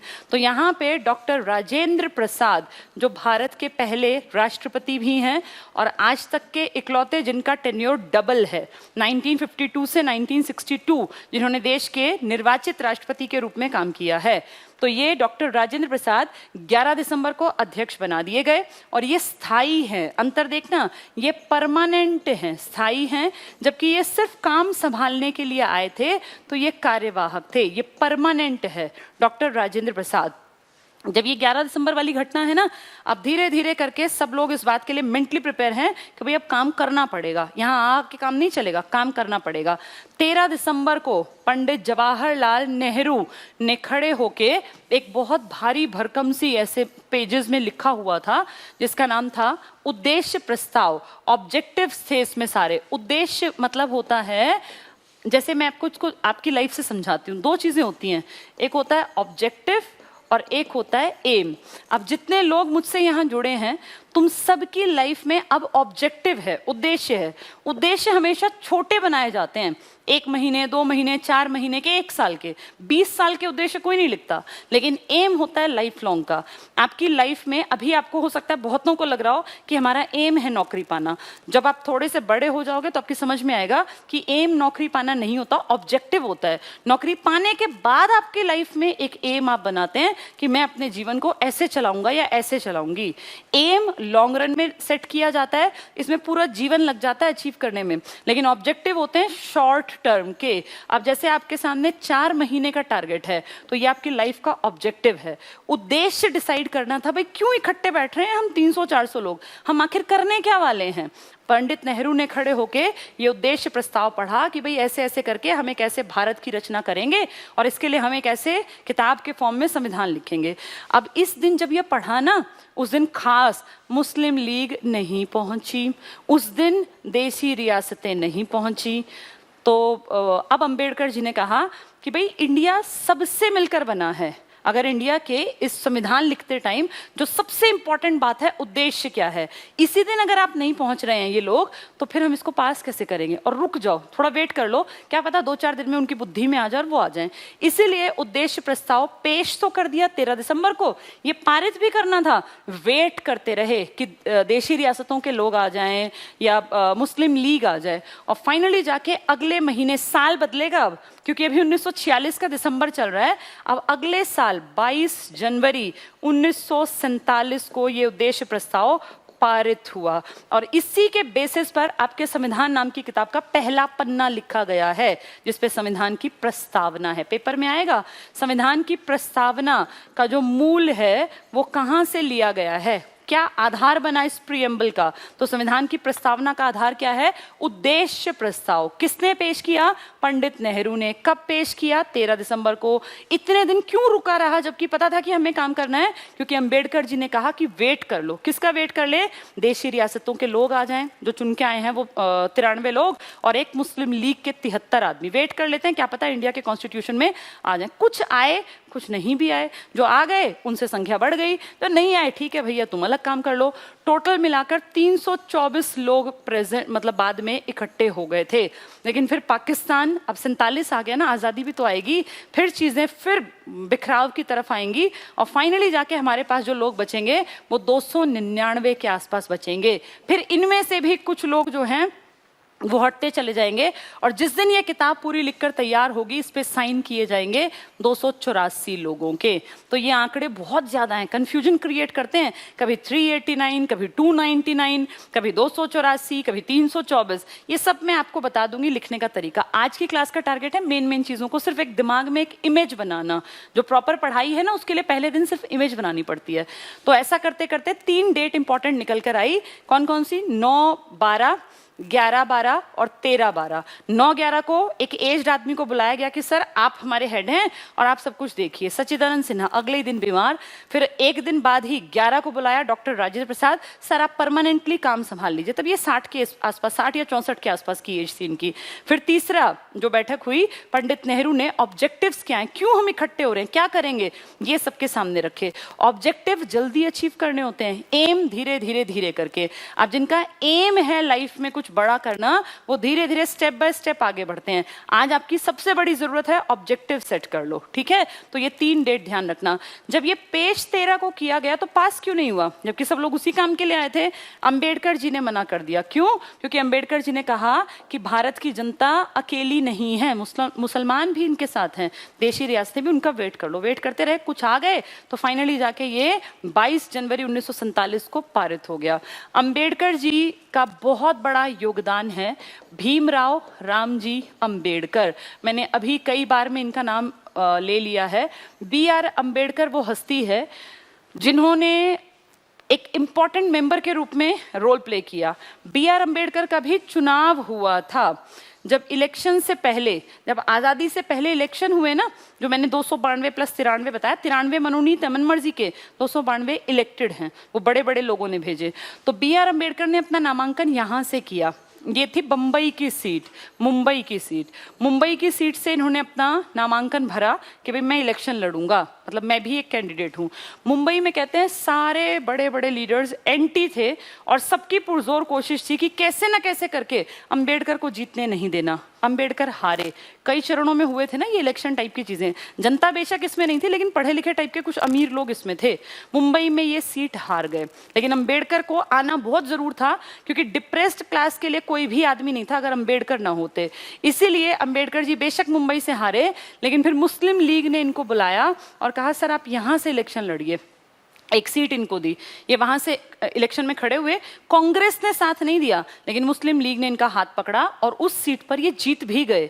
तो कितनी अजीब बात है कि भारत का संविधान लिखवाने वाला जो मेन आदमी है, उसका इलेक्शन इंडियन कॉन्स्टिट्यूशन वाली असेंबली में लोगों को पसंद नहीं था। उस सीट से जीत गए, अच्छी बात है। 46 में जीत के आ गए, 46 से ही ये मेंबर थे। लेकिन जब 1947 में भारत आजाद हुआ तो ये सीट ही इंडिया से चली गई, क्योंकि इंडिया के पास ही एक नया देश बन गया था जिसका नाम था पूर्वी पाकिस्तान। और वो सीट जिसपे अंबेडकर जी जीते थे, वो अंबेडकर जी की सीट ही चली गई। तो अंबेडकर जी की जो मेंबरशिप है वो भी चली गई। अब ये मेंबरशिप चली तो गई, लेकिन इस टाइम तक अंबेडकर जी अपनी वो जगह बना चुके थे कि इनका मेंबर बनना कंपलसरी लगा सबको, कि अगर ये आदमी नहीं होगा ना तो संविधान लिखा नहीं जाएगा। और इसीलिए उस सीट के जाने के बाद जो इस देश का मेन आदमी था, जिसने बहुत इंपॉर्टेंट रोल प्ले किया इस संविधान को बनाने में, जिनका नाम है BN राव। BN राव का बड़प्पन देखो, एक भी रुपया नहीं लिया। ये जितने नाम में ले रही हूँ ना, ये सब पैसे लेंगे और पैसा लेना भी पड़ेगा। इनके परिवार कैसे चलेंगे? 3 साल देश के लिए काम किया बिना कमाते हुए, तो इनके बीवी बच्चे क्या खाएंगे? हर एक आदमी को पैसा मिला था, मिलना भी चाहिए था। 3 साल वो डेडिकेटेड होकर देश के लिए अगली पीढ़ियों तक का संविधान लिख रहे हैं, तो खर्चा तो होगा ना, इनके घर भी तो चलेंगे, इनके माँ बाप होंगे, इनके बच्चे होंगे, तो सबको एक तरह से पैसा मिलता था उनके घर चलाने के लिए। लेकिन BN राव वो आदमी है जिसने एक फूटी कौड़ी नहीं ली भारत की जनता के पैसे में से, 1 रुपया नहीं लिया, फ्री सेवाएं दी। कह दिया कि मुझे पैसा नहीं चाहिए। चाहे अंबेडकर रहे हो, नेहरू रहे हो या सरदार पटेल रहे हो, जितने नाम तुमने सुने हैं ना, सबको पैसे मिलते थे और सब पैसे लेते थे। भाई फ्री कब तक सुविधाएं देंगे? अगलों के अपने खर्चे थे, अपना जीवन था, इंसान तो है ही, पेट तो है ही, उनके साथ भूख लगेगी। तो इसीलिए BN राव का नाम एक अलग तरीके से बता रही हूँ। ये संवैधानिक सलाहकार हैं, ये सदस्य नहीं हैं। बहुत इंपॉर्टेंट बात, ये हमारे सलाहकार हैं। और अगर सच कहूँ तो संविधान में बहुत इंपॉर्टेंट रोल प्ले किया है BN राव ने। सिर्फ इंडिया नहीं, बर्मा के संविधान में भी काम किया है BN राव ने। ये ICJ में, इंटरनेशनल कोर्ट ऑफ जस्टिस, जो कि हेग नीदरलैंड में है, यूरोप में, वहां भी देश को रिप्रेजेंट किया है इन्होंने एज जज, ज्यूरी मेंबर के रूप में। तो बहुत बड़ी हस्ती हैं BN राव। BN राव ने जब वो एरिया निकल गया ना हाथ से, तो BN राव ने कहा डॉक्टर राजेंद्र प्रसाद, जो कि हमारे अध्यक्ष थे, कि भाई ये तो तुम्हारा जो है गलत हो जाएगी बात, क्योंकि अंबेडकर जो हैं वो उनके बिना संविधान नहीं लिख पाओगे, और उनकी वो सीट चली गई तो ऑब्वियसली मेंबरशिप भी गई, तो तुम कुछ भी करो मेंबर तो बनाना पड़ेगा। इसी टाइम पर एक आदमी जिनका नाम है MR जयकर, ये मुंबई से चुन के आए थे। ये हिंदू महासभा के एक मेंबर थे। हिंदू महासभा के इस मेंबर ने, बहुत बड़े नेता थे, हिंदू महासभा के इस नेता ने त्यागपत्र दे दिया। कोई मैसेज है?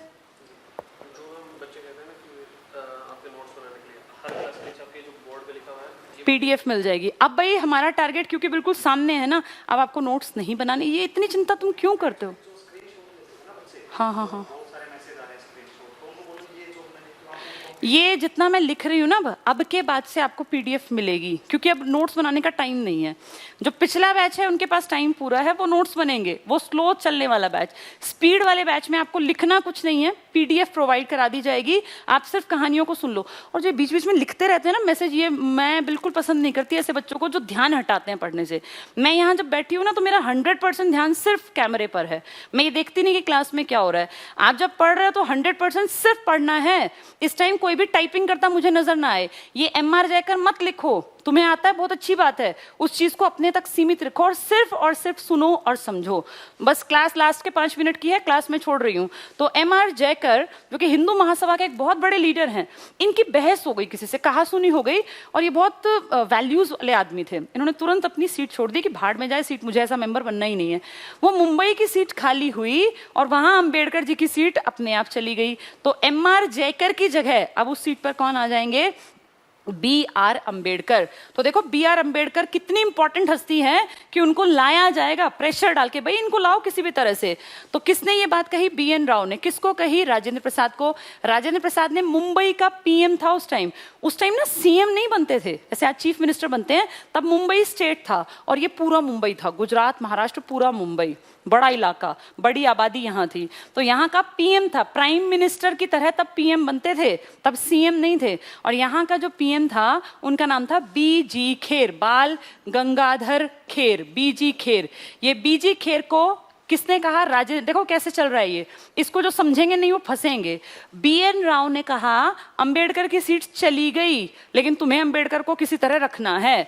BN राव ने बात कही संविधान सभा के हेड को, हेड ने कही मुंबई के PM को। PM कौन था? BG खेर। और उसी टाइम लकीली क्या हुआ, 1-2 दिन की कहानी है ये, MR जयकर ने इस्तीफा दिया, ये सीट खाली हुई और अब इस सीट पर आ गए जो वहां थे पहले, BR अम्बेडकर। तो ऐसे कर करके तिकड़म भिड़ा के जैसे तैसे करके BR अम्बेडकर जो है वापस से, क्योंकि इन्हीं के हाथ मेन काम करना है, यही सबसे इंपॉर्टेंट रोल प्ले करेंगे उन 284 लोगों में जिन्होंने संविधान पर सबसे पहले साइन किए थे। तो ये कहानी है अंबेडकर जी की। एग्जाम में आ जाएगा BR अम्बेडकर कहां की सीट से चुने गए थे, तो तुम अगर वो आजादी से पहले की सीट पूछेंगे तो तुम टिक मार्क करोगे कहां से, जो ये अब बाद में क्या बना, पूर्वी पाकिस्तान, आज क्या है बांग्लादेश। तो इसलिए ये उस टाइम पे ये बंगाल का हिस्सा था, बंगाल ही तो बटा था, तभी तो पूर्वी बंगाल और पश्चिमी बंगाल, इसलिए हम कहते हैं कि हमारा बंगाल पश्चिमी बंगाल है।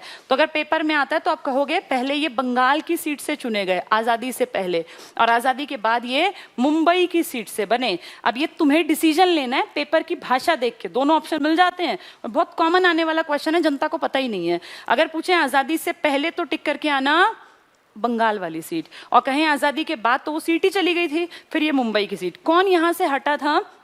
MR जयकर। ये MR जयकर एक बहुत बड़े आदमी हैं, हिंदू महासभा के हैं ना। और जब पूना का पैक्ट हुआ था ना, पूना का समझौता, तब अगर आपने उसकी पिक्चर देखी हो, गूगल पे आज सब कुछ है, तो अंबेडकर के साइड में एक आदमी खड़ा है, वो MR जयकर है।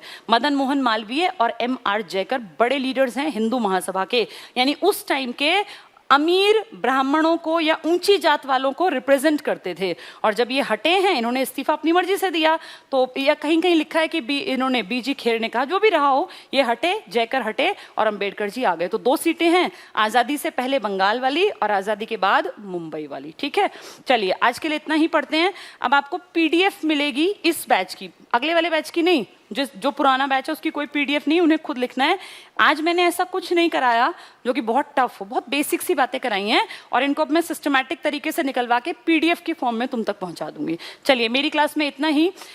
खूब पढ़ो, और जो परिमल सर ने और मैंने बातें कही है ना स्टार्टिंग में, उनको 2-3 बार सुनना, ताकि तुम्हारे बिहेवियर में आ जाएं, अपने व्यवहार में बदलाव लाना पड़ेगा। टारगेटेड बन जाओ, 4 महीने सिर्फ इकलौती चीज दिखे तुम्हें, ये नौकरी मुझे लेनी है, चाहे कुछ करना पड़े। हर तरफ से ध्यान हटा लो, कोई सोशल साइट तुम्हें नहीं चलानी, सब कुछ डिलीट कर दो। मैं फेसबुक पे नहीं हूँ, क्या बिगड़ जाता है फेसबुक ना चलाए तो इंसान। मेरे पास कोई इंस्टाग्राम नहीं है, मेरी बेटी फिर भी देखती रहती है, उसके स्कूल के बच्चों के साथ है वो, लेकिन मैं ना इंस्टाग्राम चलाती, ना ट्विटर चलाती, ना फेसबुक चलाती। मुझे बताना क्या कमी रह जाती है अगर ये ना चलाएं तो। ये सब फालतू की चीजें हैं। सबसे इंपॉर्टेंट चीज है आपका करियर। अगर आपको अपनी स्किल्स डेवलप करनी है ना, टाइम यूटिलाइज करना है, तो अपने करियर पे ध्यान दो। जब तुम करियर बना लोगे ना, तुम एक जानी मानी हस्ती बन जाओगे, कम से कम अपने अड़ोस पड़ोस में, अपने घर परिवार में, रिश्तेदारी में। तब तुम देखना ये सब लोग अपने आप तुम्हारे आगे पीछे होंगे। और अगर तुम अपने आप को प्रूफ नहीं कर पाए ना, तो ये जितने तुम्हारे फ्रेंड्स हैं सब गायब हो जाएंगे। लाइफ का ये फेज बहुत इंपॉर्टेंट है, और अब तुम्हारे सामने बिल्कुल सधा हुआ टारगेट है। हम तुम्हें बेस्ट पढ़ाएंगे अपने पार्ट पर। हम जितनी मेहनत तुम्हें करनी है ना, उससे कई गुना ज्यादा मेहनत हम करेंगे, क्योंकि हमें लगता है कि मैक्सिमम चीजें बता दें। ठीक है, तो इस चीज को दिमाग में बैठा लो। जितने तुम्हारे सोशल साइट्स के ग्रुप हैं, व्हाट्सएप पे सिर्फ एक ग्रुप रखना जो परिमल सर कहें, जिससे कि हम तुम्हारे साथ कनेक्टेड रहें। तुम्हें इंस्टाग्राम बिल्कुल छोड़ देना है अगर नौकरी चाहिए। 4 महीने बाद तुम्हारा जीवन बिल्कुल बदल जाएगा अगर अब तुमने हमारी बातों को फॉलो कर लिया। फेसबुक को बिल्कुल हटा दो, क्योंकि नोटिफिकेशन आते तुम्हारा मन जरूर करेगा देखूं किसने क्या कमेंट किया।